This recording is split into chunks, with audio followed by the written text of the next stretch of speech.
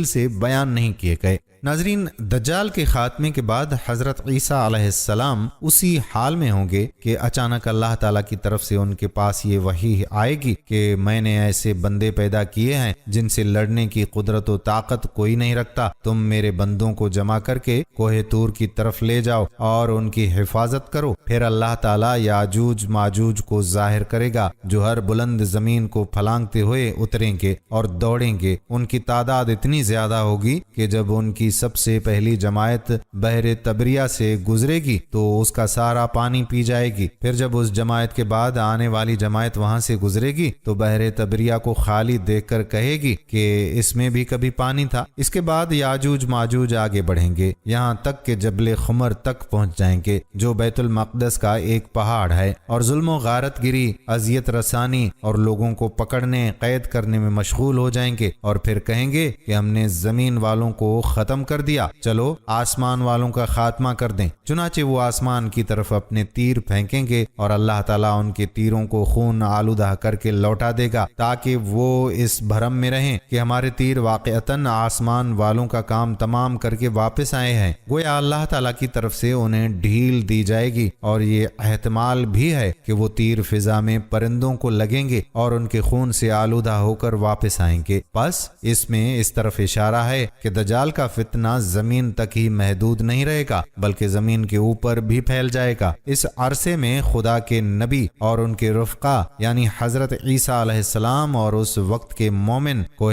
طور پر رو کے رکھے جائیں گے، اور ان پر اسباب اور معیشت کی تنگی اور قلت اس درجے کو پہنچ جائے گی کہ ان کے لیے بیل کا سر تمہارے آج کے 100 دینار سے بہتر ہوگا۔ جب یہ حالت ہو جائے گی تو اللہ کے نبی عیسیٰ علیہ السلام اور ان کے ساتھی یاجوج ماجوج کی ہلاکت کے لیے دعاؤں جاری کریں گے، بس اللہ تعالیٰ ان کی گردنوں میں نغف یعنی کیڑے پڑ جانے کی بیماری بھیجے گا، جس سے وہ سب یک بارگی اس طرح سے مر جائیں گے جس طرح کوئی ایک شخص مر جاتا ہے، یعنی نغف کی بیماری کی شکل میں ان پر خدا کا قہر اس طرح سے نازل ہوگا کہ سب کے سب ایک ہی وقت میں موت کے گھاٹ اتار دیے جائیں گے۔ اللہ کے نبی اور ان کے ساتھی اس بات سے آگاہ ہو کر پہاڑ سے اتر آئیں گے، اور انہیں زمین پر ایک بالشت کا ٹکڑا بھی ایسا نہیں ملے گا جو یاجوج ماجوج کی چربی اور بدبو سے خالی ہو۔ اس مصیبت کے دفع کے لیے حضرت عیسیٰ علیہ السلام اور ان کے ساتھی اللہ تعالیٰ سے دعا کریں گے، تب اللہ تعالیٰ اونٹ کی گردن جیسی لمبی گردنوں والے پرندوں کو بھیجے گا جو یاجوج ماجوج کی لاشوں کو اٹھا کر جہاں اللہ کی مرضی ہوگی وہ وہاں پر پھینک دیں گے۔ ایک روایت میں یہ ہے کہ وہ پرندے ان لاشوں کو فہبل میں ڈال دیں گے۔ فہبل یہ دراصل ایک جگہ کا نام ہے جو بیت المقدس کے علاقے میں واقع ہے، دوسری معنی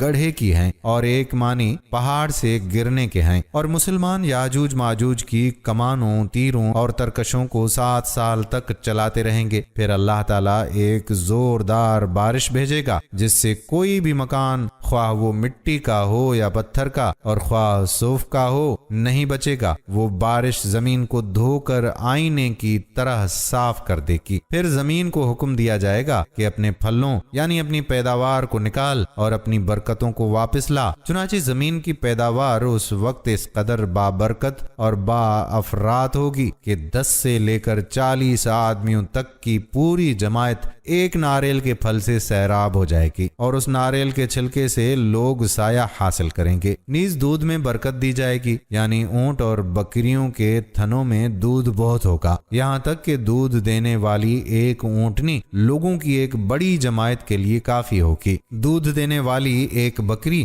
آدمیوں کی ایک چھوٹی سی جماعت کے لیے کافی ہوگی۔ بہرحال لوگ اس طرح کی خوشحال اور امن و چین کی زندگی گزار رہے ہوں گے کہ اللہ تعالیٰ ایک خوشبودار ہوا بھیجے گا جو ان کی بغل کے نیچے کے حصے کو پکڑے گی، یعنی اس ہوا کی وجہ سے ان کی بغلوں میں درد پیدا ہوگا، اور پھر وہ ہوا ہر مومن اور مسلمان کی روح قبض کر لے گی اور صرف بدکار اور شریر لوگ دنیا میں باقی رہ جائیں گے جو آپس میں گدھوں کی طرح مختلط ہو جائیں گے اور انہی لوگوں پر قیامت قائم ہوگی۔ اس پوری روایت کو مسلم رحمۃ اللہ علیہ نے نقل کیا ہے۔ ناظرین، حضرت وہب بن منبہ نے ذکر کیا ہے کہ جس دن حضرت عیسیٰ علیہ السلام کی پیدائش ہوئی اس دن مشرق و مغرب کے تمام بت منہ کے بل گر پڑے اور شیاطین اس وجہ سے بہت حیران ہوئے، حتیٰ کہ ابلیس نے ان کو عیسیٰ علیہ السلام کی پیدائش کی خبر دی۔ پھر شیاطین نے دیکھا کہ آپ اپنی ماں کی گود میں ہیں اور فرشتے ان کو گھیرے ہوئے ہیں۔ اس دن آسمان پر ایک عظیم ستارہ طلوع ہوا اور فارس کا بادشاہ اس کے ظاہر ہونے پر پریشان ہو گیا۔ اس نے کہانوں سے اس کے متعلق دریافت کیا تو انہوں نے بتایا کہ یہ کسی بڑے آدمی کی پیدائش کی بنا پر ہوا ہے۔ تو اس نے اپنے قاصدوں کو سونا اور خوشبو کے تحائف کے ساتھ شام کی طرف روانہ کیا۔ جب وہ قاصد بادشاہ کے دربار میں آئے تو بادشاہ نے ان کے آنے کا مقصد دریافت کیا تو انہوں نے اپنا مقصد بتایا تو بادشاہ نے ستارہ طلوع ہونے کے وقت کو معلوم کیا تو انہوں نے وہی وقت بتایا جو حضرت عیسیٰ علیہ السلام کی پیدائش کا تھا۔ بادشاہ نے انہیں تحائف کے ساتھ حضرت عیسیٰ علیہ السلام کی طرف روانہ کیا اور ساتھ ہی اپنے چند خاص لوگوں کو بھی بھیجا کہ وہ واپسی پر اسے قتل کر دیں۔ تو مریم علیہ السلام کو اس بات کا علم ہو گیا، وہ خفیہ طریقے سے آپ کو لے کر مصر میں آ گئیں اور وہاں رہائش پذیر ہو گئیں۔ بچپن ہی سے حضرت عیسیٰ علیہ السلام سے کرامات اور معجزات ظاہر ہونے لگے تھے۔ ایک روایت میں ہے کہ حضرت عیسیٰ علیہ السلام بچپن میں بچوں کے ساتھ کھیلتے تھے تو بچوں کو کہتے کہ کیا میں تجھے بتاؤں کہ تیری ماں نے گھر میں تیرے لیے کیا چھپا رکھا ہے اور وہ کہاں ہے؟ بچوں نے کہا کہ ہاں بتائیں۔ حضرت عیسیٰ علیہ السلام اسے بتاتے تو وہ اپنی ماں سے دریافت کرتا تو ماں پوچھتی کہ تجھے یہ خبر کس نے دی؟ تو بچہ کہتا کہ عیسیٰ ابن مریم نے۔ اس طرح لوگوں میں مشہور ہو گیا کہ اگر تم اپنے بچوں کو عیسیٰ ابن مریم کے ساتھ کھیلنے کے لیے چھوڑو گے تو وہ تمہارے بچوں کو بگاڑ دے گا۔ عیسیٰ ابن مریم علیہ السلام اللہ کے برگزیدہ انبیاء میں سے تھے اور ایسے دور میں مبعوث ہوئے تھے جب حکمت و طب کا فن عروج پر تھا۔ اللہ تعالیٰ نے آپ کو ایسے ایسے معجزات عطا فرمائے جو بڑے بڑے حکما و اتباع کی دستر سے باہر تھے۔ کوئی ایسا حکیم نہیں ہو سکتا تھا جو مادرزاد اندھے کو بینائی عطا کر دے یا برس اور کوڑ کے دائمی مریضوں کو شفا یاب کر دے۔ اللہ نے اپنی مخلوق میں سے کسی کو ایسی طاقت نہیں دی تھی کہ وہ کسی قبر سے مردے کو زندہ کرے، لیکن حضرت عیسیٰ علیہ السلام کو اللہ تعالیٰ نے یہ قدرت بھی عطا فرمائی تھی۔ جب پروردگار نے حضرت عیسیٰ علیہ السلام پر ان براہین اور دلائل کے ساتھ مبعوث فرمایا تو اکثر لوگ اپنے کفر و عناد اور گمراہی کی وجہ سے آپ کی اطاعت میں نہ آئے۔ صرف چند افراد پر مشتمل ایک چھوٹی سی جماعت ہی آپ کی ممد و معاون ہوئی اور آپ کی بیعت کرتے ہوئے آپ کی مدد اور خیر خواہی کی۔ بغض و عداوت کی وجہ سے بنی اسرائیل نے آپ کے قتل کا ارادہ کیا اور بادشاہ وقت سے آپ کی شکایت کی، لیکن اللہ تعالیٰ نے آپ کو اس طرح سے محفوظ رکھا کہ انہی میں سے ایک آدمی کو عیسیٰ علیہ السلام کا ہم شکل بنا دیا تو بنی اسرائیل کے ان حاسد شرپسندوں نے اسی ہم شکل کو سولی چڑھا دیا۔ ناظرین، حضرت عیسیٰ علیہ السلام کو یہ شرف بھی حاصل ہے کہ وہ بنی اسرائیل کے خاتم ہیں، اور جب آپ نبی مبعوث ہوئے تو آپ خطبہ کے لیے کھڑے ہوئے اور ان کو آگاہ کیا کہ بنی اسرائیل میں نبوت کا سلسلہ ان سے ختم ہو چکا ہے اور میرے بعد نبی امی تشریف لائیں گے، وہ تمام انبیاء کے خاتم ہوں گے، ان کا نام احمد ہوگا، وہ اسماعیل بن ابراہیم خلیل اللہ کے خاندان سے ہوں گے۔ حضرت عیسیٰ علیہ السلام بہت نرم دل اور نرم گو، صابر اور سادہ مزاج رکھتے تھے۔ ایک روایت ہے کہ جب حضرت عیسیٰ علیہ السلام اپنے ساتھیوں کے پاس آئے تو آپ پر اون کا جبہ اور چادر تھی، آپ ننگے پاؤں اور پرانگدہ بالوں والے تھے، بھوک کی وجہ سے آپ کا رنگ زرد اور پیاس کی وجہ سے آپ کے ہونٹ خشک تھے۔ آپ نے فرمایا، اے بنی اسرائیل، تم پر سلامتی ہو، دنیا کو میں نے اس کا صحیح مقام دیا ہے اور اس میں کوئی فخر و غرور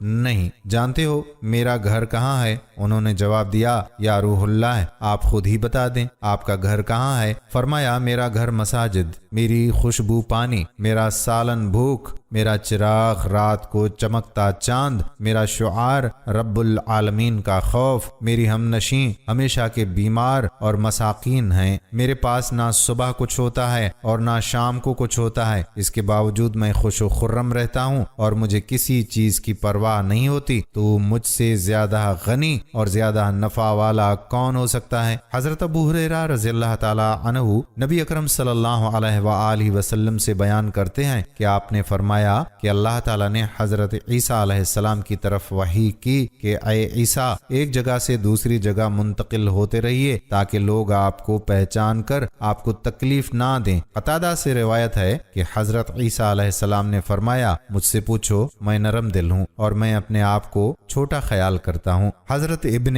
عمر رضی اللہ تعالیٰ عنہ سے مروی ہے کہ حضرت عیسیٰ علیہ السلام نے اپنے حواریوں سے فرمایا کہ جو کی روٹی کھاؤ اور صاف پانی پیو اور دنیا سے امن و سلامتی کی حالت سے الگ ہو جاؤ۔ میں تم سے برحق بات کرتا ہوں کہ دنیا کی شیرینی آخرت کی تلخی ہے اور دنیا کی تلخی آخرت کی شیرینی ہے۔ اللہ کے بندے ناز و نعمت والی زندگی نہیں گزارتے۔ میں تم سے برحق بات کرتا ہوں کہ وہ عالم تم سے بہت برا ہے جو اپنے علم پر خواہش کو ترجیح دیتا ہے اور وہ سمجھتا ہے کہ تمام لوگ اسی جیسے ہیں۔ حضرت عیسیٰ علیہ السلام نے فرمایا شیطان دنیا کے ساتھ ہے اور اس کے ساتھ مکر و فریب اور مال و دولت ہیں، اور اس کی تزین و آرائش خواہش کے ساتھ ہے اور اس کا غلبہ شہوات کے ساتھ ہوتا ہے۔ قرآن حکیم میں حضرت عیسیٰ علیہ السلام کے بارے میں جو تفصیل بیان ہوئی ہے اس کے بیشتر مندرجات سے دور حاضر کے عیسائی علماء بھی اتفاق کرتے ہیں۔ مثلاً آپ کی کنواری پیدائش،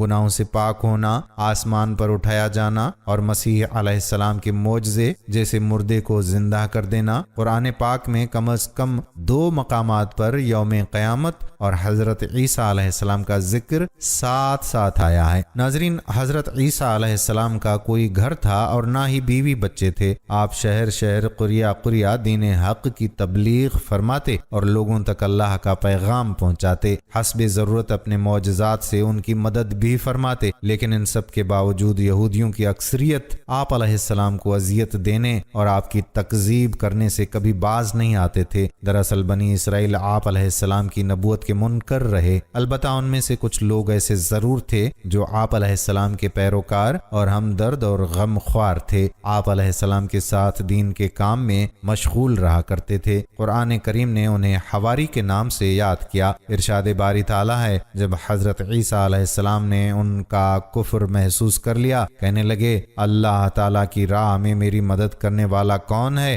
حواریوں نے جواب دیا ہم اللہ تعالیٰ کی راہ میں آپ علیہ السلام کے مددگار ہیں۔ ہم اللہ تعالیٰ پر ایمان لائے اور آپ علیہ السلام گواہ رہیے کہ ہم تابعدار ہیں۔ بحوالہ سورۃ آل عمران آیت نمبر 25۔ لفظ حواری حور سے ماخوذ ہے جس کے لغوی معنی سفیدی کے ہیں۔ اصطلاح میں حضرت عیسیٰ علیہ السلام کے مخلص ساتھیوں کو یہ لقب دیا گیا ہے، جیسے رسول اللہ صلی اللہ علیہ وآلہ وسلم کے ساتھیوں کو صحابی کے لقب سے نوازا گیا۔ مفسرین نے بہت ہی قریبی حوارین کی تعداد 12 بتلائی ہے۔ حوارین حواری کی جمع ہے اور اس کے معنی انصار یعنی مددگار کے ہیں، جیسے حضور نبی کریم صلی اللہ علیہ وآلہ وسلم کا فرمان ہے کہ ہر نبی کا کوئی حواری یعنی مددگار ہوتا ہے۔ میرے حواری زبیر رضی اللہ تعالی عنہ ہیں۔ امام ابن کثیر نے لکھا ہے کہ حضرت عیسیٰ علیہ السلام کی عمر 33 یا 34 سال تھی۔ حضرت عیسیٰ علیہ السلام مصروف ترین اور انقلابی تھے۔ جب آپ شادی کی عمر کو پہنچے تو حکمران وقت نے آپ کے خلاف قدم اٹھایا تو اللہ تعالیٰ نے اپنی منشا سے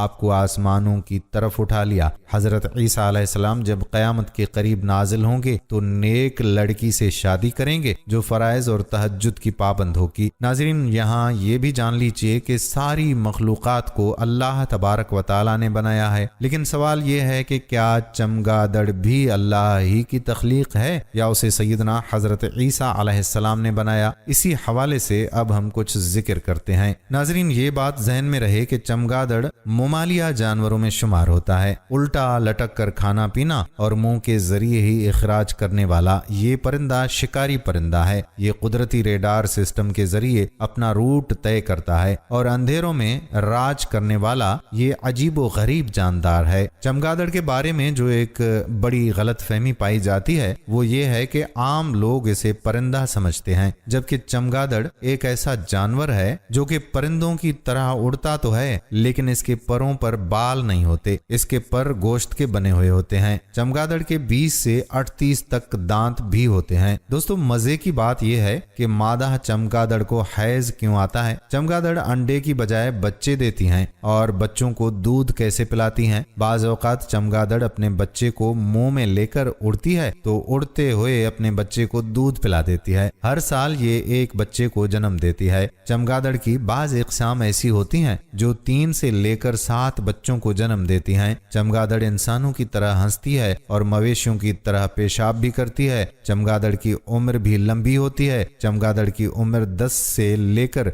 20 साल